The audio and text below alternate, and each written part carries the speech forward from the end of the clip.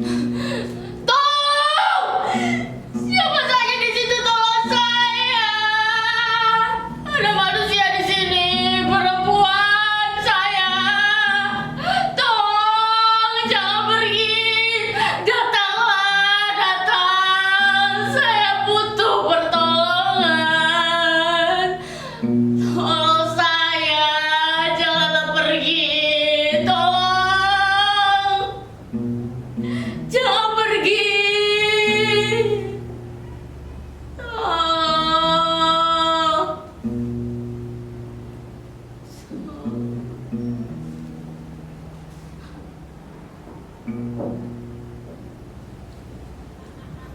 Tidak ada yang sudi menolong saya.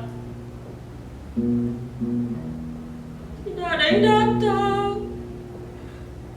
Saya dilupakan. Sudah berapa lama saya di sini? Saya tidak tahu. Sudah berapa lama saya disiksa macam binatang? Saya juga tidak tahu. Apa saya binatang?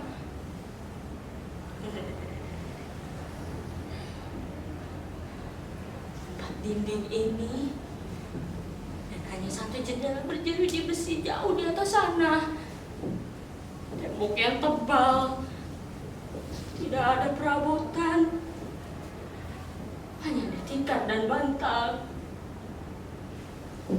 Tidak ada selimut.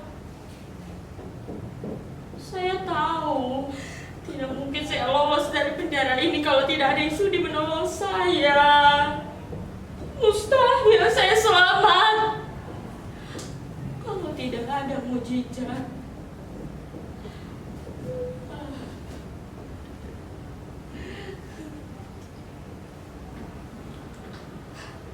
Mudasir, kamu benar Mudasir? Bagaimana caranya kamu masuk ke sini, Mudasir? Kenapa? Tidak kenal saya lagi? Ini saya, Atika, istrimu.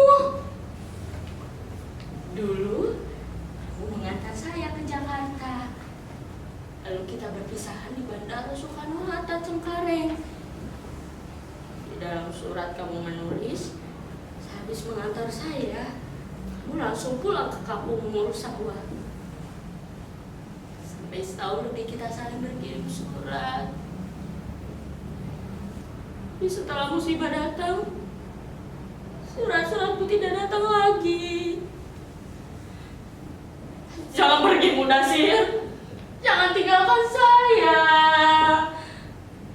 Apa saya sudah tidak punya daya tarik lagi? Dulu kamu sering bilang saya cantik.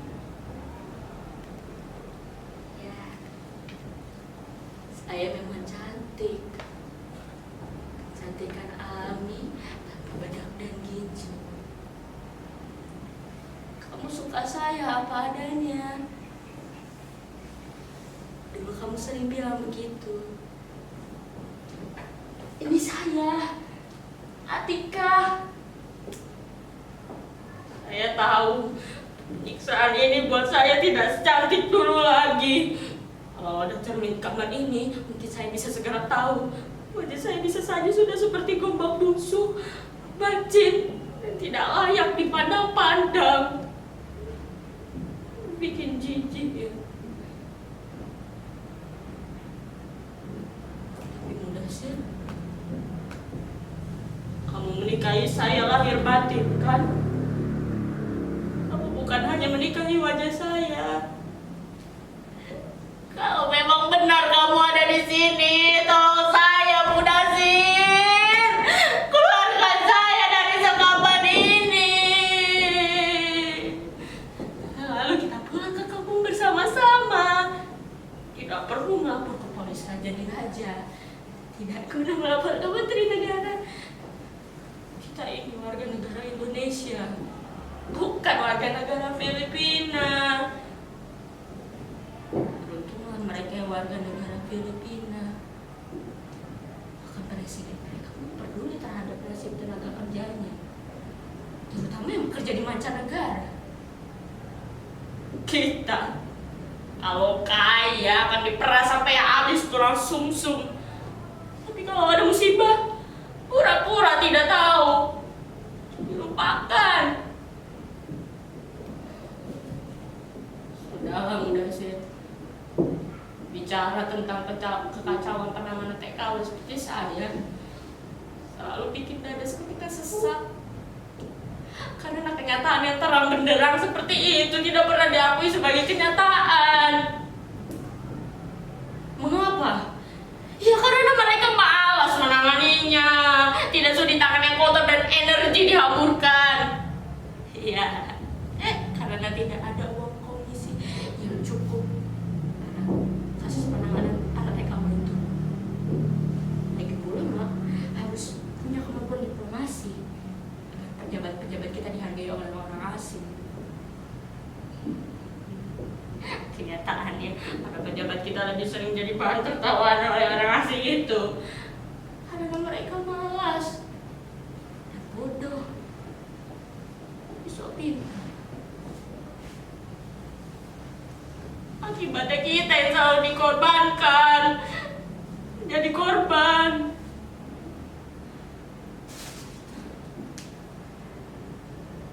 Nasir, jangan pergi, jangan tinggalkan saya.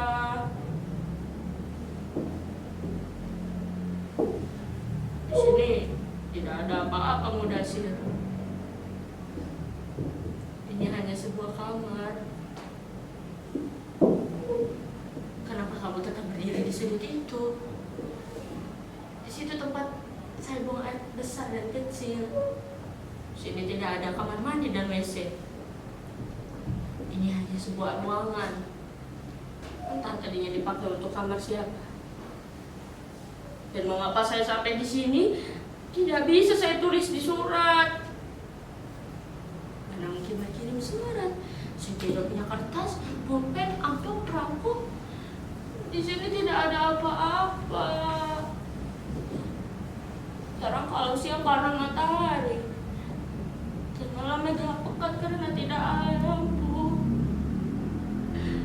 Saya tersiksa, Mudasir. Saya tersiksa. Mengapa kamu tidak menolong?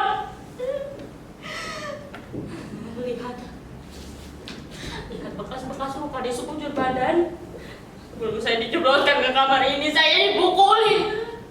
Semua anggota majikan itu ikut memukuli saya. Memukuli pipi, dahi, kepala, perut, paha, semuanya. Semua anggota tubuh saya dari bulan-bulanan mereka. Mereka memukuli saya dengan tangannya, dengan kepala, dengan kaki, tongkat besi setrikaan.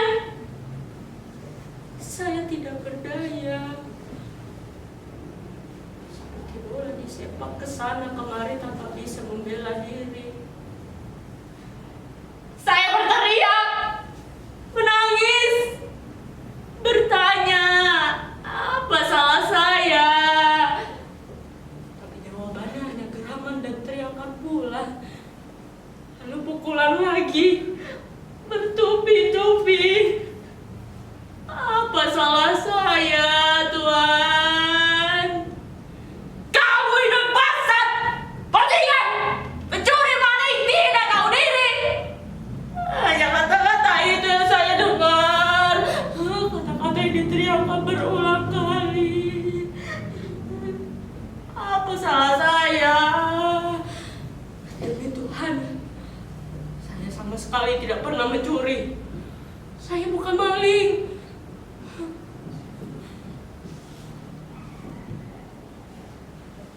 Sudah berapa lama saya di sini? Lihat, bekas-bekas luka di sekujur badan saya sudah mulai mengering. Bisa jadi sudah lebih dari sebulan. Bagaimana saya bisa bertahan? Mereka kasih saya makan 2 kali sehari. Lalu minuman di termos plastik yang bocor. Saya makan dan minum termos plastik yang bocor pula.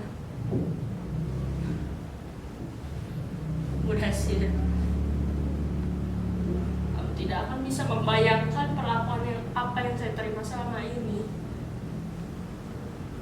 Saya memang lebih pantas disebut anjing. Saya dianggap bukan manusia lagi. Kekuatan hukum nampaknya sudah tidak berdaya dalam hal ini, sebab aparat tidak bisa memilih kasih. Mana mungkin mereka memilih saya yang anjing. Saya yang datang hanya untuk merampok uang mereka. Tentu mereka akan lebih percaya terhadap sesamanya yang sebangsa dan kaya, bukan pada anjing seperti saya. Pada bulan ke-16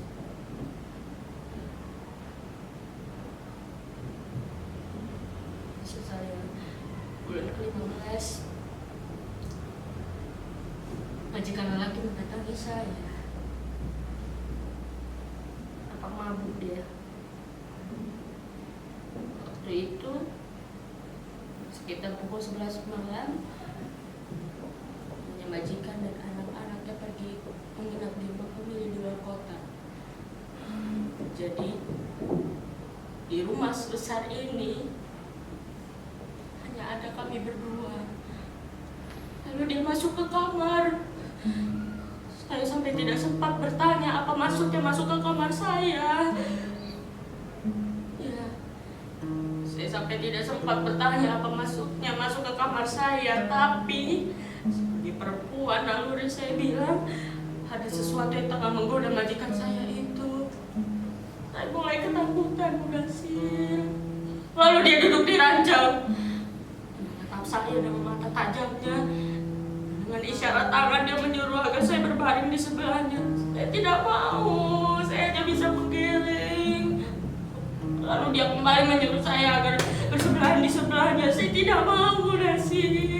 Saya ketakutan. Lalu dia bangkit. Saya pikir dia berniat untuk menangkap saya. Saya sudah siaga. Saya siap memukul jika hal itu terjadi. Tapi benar, hal itu tidak terjadi. Dia bangkit, bangun, menuju pintu, membuka pintu lalu menutupnya lagi dengan keras. Dan terdengar langkahnya semakin menjauh. Semua nafas panjang dan bersyukur.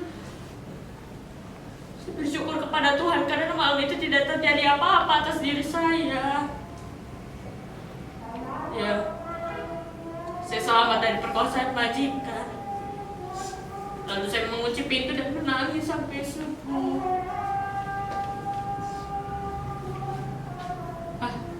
Mudasir, saya baru sadar. Barangkali itulah satu-satunya kesalahan saya, menolak ajar majikan. Itu makanya saya dipukuli, disiksa macam begini. Pada bulan ke-16, majikan lelaki mulai mengaku kehilangan uang. Dan siapa lagi bisa dituduh kalau bukan saya? Ayah yang miskin, itu lagi setara dengan anjing itu. Pukulan dan pukulan mulai saya terima dari nyonya majikan. Kadang juga dari anak-anak mereka. Saya diam saja. Dan tentu saya tidak mau mengaku kalau saya maling. Jelas, saya bukan maling. Dan pada bulan ke-16 itulah saya disiksa. Nasib masa depan saya ditentukan. Lelaki majikan mengaku kehilangan uang. Begitu juga anak perempuan mereka. Lalu majikan lelaki itu kembali mengaku kehilangan uang. Kali ini jumlahnya banyak. Ya, sayalah itu, kambing hitam yang harus menanggung akibat. Saya disiksa, saya dipukuli dengan setrikaan panas. Lihat, pada saat itu saya sedang menyetrika. Dan pada saat itu pula saya diseret dan disekap di kamar ini sampai sekarang. Mudasir, kenapa diam saja? Kamu tidak percaya cerita saya? Demi Tuhan, Mudasir, saya ini masih ada satupun lelaki yang berani mengganggu kehormatan saya. Bila hal itu terjadi, saya bisa bunuh orang. Atau lebih baik saya bunuh diri. Itu tekad saya. Lelaki satu-satunya bagi saya adalah kamu. Saya ini sesuci Dewi Sinta. Dan janganlah kamu menjadi ramai meragukan kesucian Sinta. Saya akan setia. Sampai kapanpun saya akan pertahankan kesetiaan itu. Percayalah kepada saya, Nasir. Jangan pergi. Jangan berpaling, jangan tinggalkan saya. Saya butuh kamu, Nasir. Nyata atau tidak, saya tidak peduli lagi. Saya butuh kamu karena kamu satu-satunya harapan bagi saya. Saya juga tahu kamu pasti marah karena dulu saya tinggal untuk bekerja di negeri ini.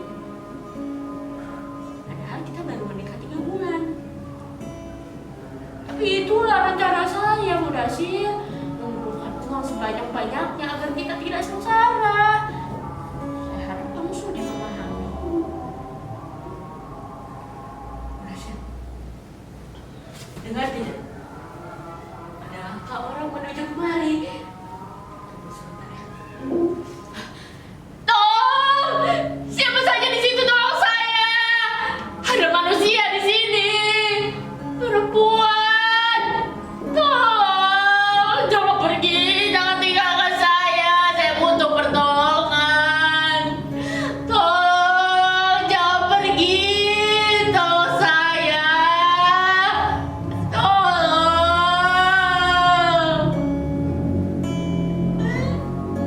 Tidak ada yang sudi menolong saya.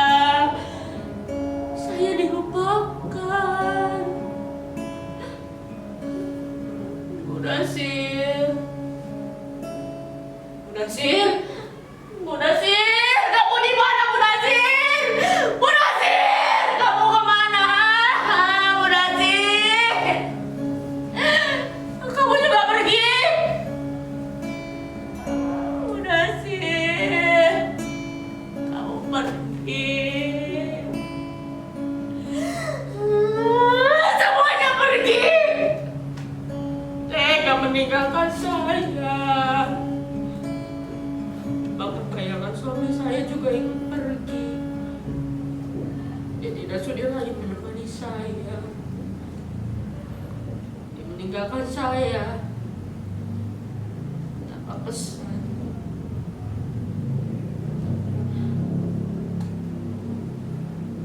Saya rela mati kalau memang saya harus mati. Tapi saya harus menceritakan dulu apa yang sebenarnya yang terjadi atas diri saya. Kesalahan saya harus dijelaskan. Kepada siapa saya ingin bercerita? Ya, kepada siapa saja yang mau mendengar. Saya akan ceritakan sampai hal paling kecil, sampai hal paling inci. Yang salah harus menerima hukuman. Saya disiksa tanpa penjelasan seperti ini. Apakah itu adil? Jujur, saya sudah lelah meminta tolong. Entah sudah berapa ratus kali saya meminta tolong, tapi tidak ada yang datang. Apa ada yang merasa kehilangan saya? Sehari 2 hari hilang ya bisa dimaklumi. Tapi sebulan, itu seharusnya sudah bisa membuat masyarakat curiga kalau ada pembunuhan.